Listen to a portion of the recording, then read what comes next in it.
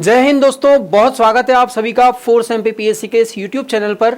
मैं हूं नितिन यादव और एक बहुत इंपॉर्टेंट शॉर्ट वीडियो सीरीज में मैं आप लोगों के लिए एक लेक्चर लेकर आया हूं, जो लगातार हम लोग अलग अलग जो मौलिक अधिकार हैं उनकी बात करेंगे।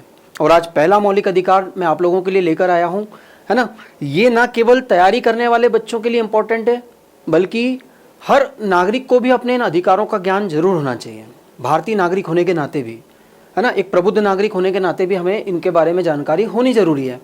तो आइए बात करेंगे।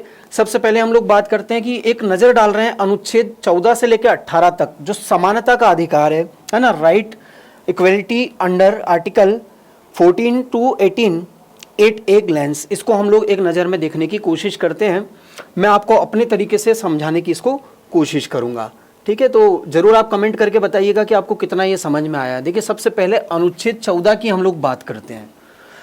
अनुच्छेद 14 में लिखा हुआ विधि के समक्ष समता, और ये बात भी मैं आगे जोड़ दूं, विधि का समान संरक्षण।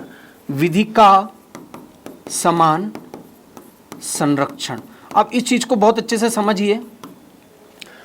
विधि के समक्ष समानता का मतलब यह होता है, यहाँ कानून के बारे में, कानून या विधि का मतलब क्या होता है, जिसको संसद या राज्य विधानमंडल, है ना, राज्य विधानमंडल पारित करते हैं, है ना, उन प्रावधानों को हम विधि या कानून कहते हैं। और भारत में रूल ऑफ लॉ है। क्या है? Rule of law. Rule of law का मतलब होता है कानून का ही शासन है। यानी कि यहाँ मोदी जी का शासन नहीं चल रहा भाई, ये देश संविधान से चलता है। और सर्वोच्च कानून, सर्वोच्च विधि हमारे देश का कौन है? हमारे देश का संविधान है। ये आपको याद रखना है। और उस कानून के सामने सब बराबर हैं। संविधान में ये लाइन लिखी हुई है कि राज्य सब लोगों के लिए एक समान कानून बनाएगा और उन्हें एक समान रूप से सभी पर लागू करेगा, है ना। एक एग्जाम्पल यदि मैं दूं कि मान लीजिए कि मैं हूं कोई भी XYZ हूं, मान लो, है ना, कोई एक पर्सन हूं, मैं ही हूं नितिन। चलिए उदाहरण के लिए बता रहा हूं ना भाई, काल्पनिक घटना ही है, इसका सत्यता से कोई लेना देना नहीं है।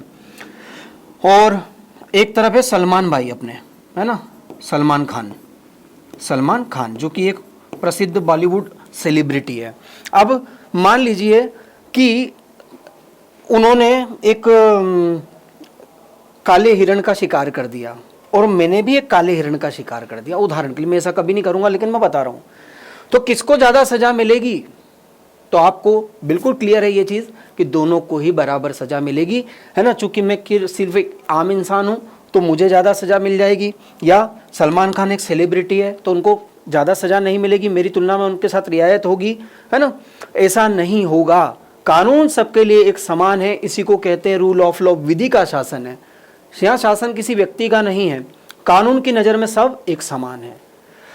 दूसरी जो शब्दावली है यहाँ पर, विधि का समान संरक्षण, ये आपको ध्यान रखना है कि जिन व्यक्तियों की परिस्थितियां एक समान होती हैं, उनके साथ में कानून का व्यवहार भी एक समान होता है। और इसको समझाने के लिए मैं उल्टा कर देता हूँ हमेशा कि जिन लोगों की परिस्थिति एक समान नहीं है, उनके साथ में कानून का व्यवहार भी अलग अलग हो सकता है। आइए कैसे इसको समझ लेते हैं। मान लीजिए कि MPPSC का एग्जाम दे रहे हो आप लोग, है ना, और एक कोई सामान्य व्यक्ति है और एक कोई दिव्यांग व्यक्ति है ना। अब आप लोग पूछिए कि साहब किसको कम नंबर पे भी परीक्षा में चयन मिल जाता है, थोड़ा सा कम अंकों पर भी मिल जाता है, तो आप सीधा आप कह देंगे कि सर दिव्यांग जो होते हैं उनको तो आरक्षण ज़्यादा मिलता है। तो ये तो असमानता हो गई, है ना। ये जो सामान्य व्यक्ति है इसके साथ तो भेदभाव हो जाएगा, जबकि हम क्या भेदभाव मिटाने वाली समानता की बात कर रहे हैं। लेकिन यहाँ याद रखना होगा आपको कि ये जानबूझकर के की जाने वाली असमानता है ताकि समानता की स्थापना की जा सके, है ना। आप देखेंगे बहुत सारे वर्गों को सरकारी नौकरी में, महिलाओं को सरकारी नौकरी में आरक्षण मिलता है, तो उसका मतलब ये है कि उनका पुरुषों की तुलना में महिलाएं यहाँ हैं। तो एक बराबर लाना है उनको। एक बराबर लाने के लिए ही दोस्तों ये जानबूझकर असमानता की जाती है ताकि समानता लाई जा सके, समान स्तर पर उनको लाया जा सके। तो मेरे ख्याल से ये चीज़ भी आपको समझ में आई होगी। विधि का समान संरक्षण, ये टर्मिनोलॉजी USA के संविधान से प्रेरित है, जबकि विधि के समक्ष समता ये ब्रिटिश संविधान से प्रेरित है। आपको याद रखना है। तो आगे बढ़ते हैं हम लोग। अनुच्छेद 15 के बाद चलें तो अनुच्छेद 15 की बात कर लेते हैं। देखिए बहुत इंपॉर्टेंट है ये। इस पे तो आर्टिकल 15 एक फिल्म भी बन गई है, आपने देखी होगी आयुष्मान खुराना की, धर्म, मूल, वंश, जाति, लिंग या जन्म स्थान के आधार पर भेदभाव का निषेध। यानी कि ये जो 5 आधार है, इनमें से किसी भी आधार पर जो परंपरागत हमारा समाज था वहां पर क्या होता था, हमेशा असमानता होती थी, असमानता का बर्ताव किया जाता था और इस असमानता से पैदा होती थी वंचना। वंचना का मतलब होता वंचित कर देना। तो इस असमानता और इस वंचना को समाप्त करने के लिए ही धर्म के आधार पर, मूल वंश का मतलब क्या होता है आप लोगों को पता होना चाहिए, इसको प्रजाति या नस्ल भी कहते हैं, है ना। जैसे हमारे बहुत सारे जो देशवासी हैं जो पूर्वोत्तर के हैं वो थोड़े से दिखते हैं, ऐसा लगता है कि ये कहीं चाइनीज़ तो नहीं है, लेकिन वो हमारे जैसे हैं, वो हमारे देश से उतना ही प्यार करते हैं, वो हिंदी हमसे ज़्यादा अच्छी बोल लेते हैं, उनकी निष्ठा भारत के प्रति है। तो उनके साथ में हमें उस शारीरिक विशेषता के आधार पर भेदभाव नहीं करना चाहिए। जाति के आधार पर तो आपको पता ही है, लिंग के आधार पर स्त्री पुरुष में भेद होता है, और जन्म स्थान का मतलब होता है अपनी परंपरा से, है ना। कोई था, मान लीजिए किसी ने अंग्रेजों का साथ दिया था स्वतंत्रता संग्राम में, भारतीयों के साथ धोखा किया था, तो आज उसकी संतानों से आप आज भेदभाव नहीं कर सकते, ये जन्म स्थान का मतलब है। आगे बात करेंगे। अगला जो आर्टिकल है वो 16 है, सार्वजनिक रोजगार के मामलों में अवसर की समानता।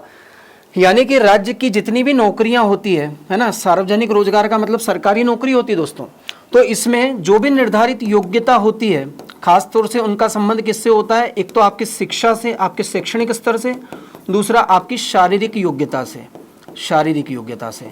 तो इन दोनों को यदि आप पूरा करते हैं तो कोई भी व्यक्ति सरकारी नौकरी का हकदार हो सकता है बिना किसी भेदभाव के भी, ये आपको याद होना चाहिए। बात करते हैं अनुच्छेद 17 की, तो यहाँ अस्पृश्यता का उन्मूलन कर दिया गया है। यहाँ पर सीधा लिखा हुआ है कि अस्पृश्यता का अंत किया जाता है तथा उसका किसी भी रूप में आचरण करना विधि के अनुसार दंडनीय होगा।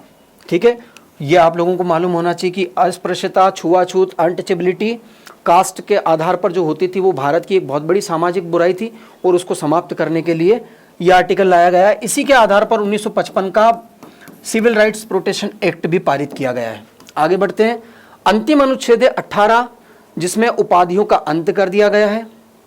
यानी कि जो टाइटल्स, जो उपाधियां धारण करते थे लोग, वो अलग दिखने के लिए समाज में एक भेद उत्पन्न करने के लिए यूज किया जाता था, ऐसी भावना के साथ इसका अंत कर दिया गया है। लेकिन शिक्षा और सेना, ये दोनों ऐसे क्षेत्र हैं जिनमें आज भी उपाधियां कोई भी धारण कर सकता है। तो इस ब्रीफ लेक्चर के माध्यम से मैंने एक बहुत इंपॉर्टेंट मौलिक अधिकार जो समानता का अधिकार है वो आप लोगों के समक्ष एक्सप्लेन किया है। एक तरीका आपने यहाँ देखा होगा कि मैंने एक भी चीज़ को किताब से नहीं जोड़ा है, क्योंकि संविधान को हम जीते हैं दोस्तों। ठीक है, तो इसी तरीके से आप लोगों को भी इसको आगे बढ़ाना है, इसी तरीके से इसको पढ़ते रहना। आप लोगों का बहुत धन्यवाद, आपने ये वीडियो देखा। लगातार इसको लाइक और शेयर करते रहें दोस्तों। जय हिंद।